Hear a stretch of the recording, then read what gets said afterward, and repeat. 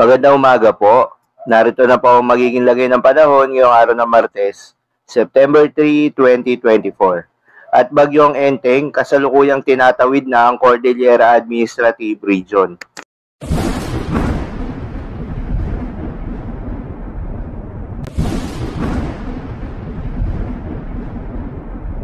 Sa kasalukuyan na tayo sa pag-asa, napanatili ni bagyong Enteng ang lakas nito habang tumatawid sa Rizal, Kalinga. Taglay ang lakas ng hangin na umaabot sa 85 km per hour malapit sa gitna at pagbugso ng hangin na umaabot sa 140 km per hour.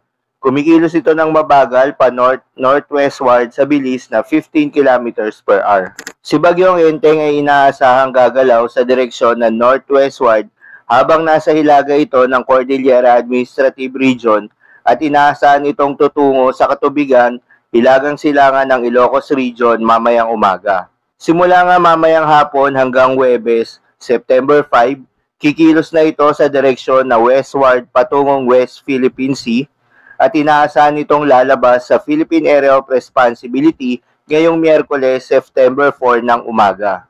Mananatili ang bagyong Enteng sa tropical storm category habang dadaan ito sa mainland northern Luzon.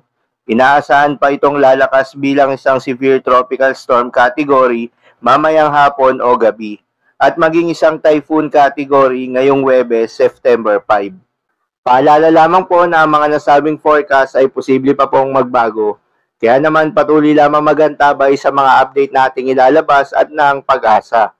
Dahil napanatili ni bagyong Enteng ang lakas nito, nakataas pa rin ang tropical cyclone wind signal number 2 sa Ilocos Norte, northern portion of Ilocos Sur, Apayao, Abra, Kalinga, Mountain Province, Ifugao, Cagayan kabilang ng Babuyan Islands, Isabela, northern portion of Quirino, northern portion of Nueva Vizcaya, at northern portion of Aurora. Habang nakataas pa rin ang tropical cyclone wind signal number 1 sa Batanes, nalalabing bahagi ng Ilocos Sur, La Union, northern portion of Pangasinan, Benguet, nalalabing bahagi ng Nueva Vizcaya, nalalabing bahagi ng Quirino, central portion of Aurora, at northeastern portion of Nueva Ecija. Inalis na din ang tropical cyclone wind signal sa ilan pang bahagi ng Central Luzon. Dahil pa rin sa pinagsamang epekto nitong si bagyong Enteng at Habagat, asahan pa rin ang heavy to intense rain sa Ilocos Region, Apayao, Abra at Benguet. Habang moderate to heavy rains naman sa Cagayan Valley, nalalabing bahagi ng Cordillera Administrative Region. Paalala, asahan ng mas maraming buhos ng ulan sa mga kabundukan. Dahil dito, asahan ng mga pagbaha at pagguho ng lupa. Asahan din ang moderate to intense rain sa ilan pang bahagi ng Luzon, lalo na sa kanlurang bahagi. Para naman sa magiging lagay ng mga dagat baybayin, ayon sa pag-asa ay may nakataas pa rin na gale warning sa mga seaboards ng Batanes, Ilocos Norte, Ilocos Sur, La Union, Cagayan, kabilang ng Babuyan Islands, Isabela, Aurora, eastern coast of Quezon at Camarines Norte. Payo ng pag-asa ay huwag munang pumalaot yung mga kababayan nating mangingisda at yung may mga maliliit na sasakyang pandagat.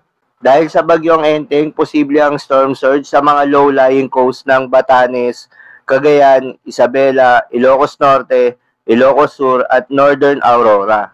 So yun lamang po para sa lagay ng panahon ngayong araw ng Martes. Keep safe everyone.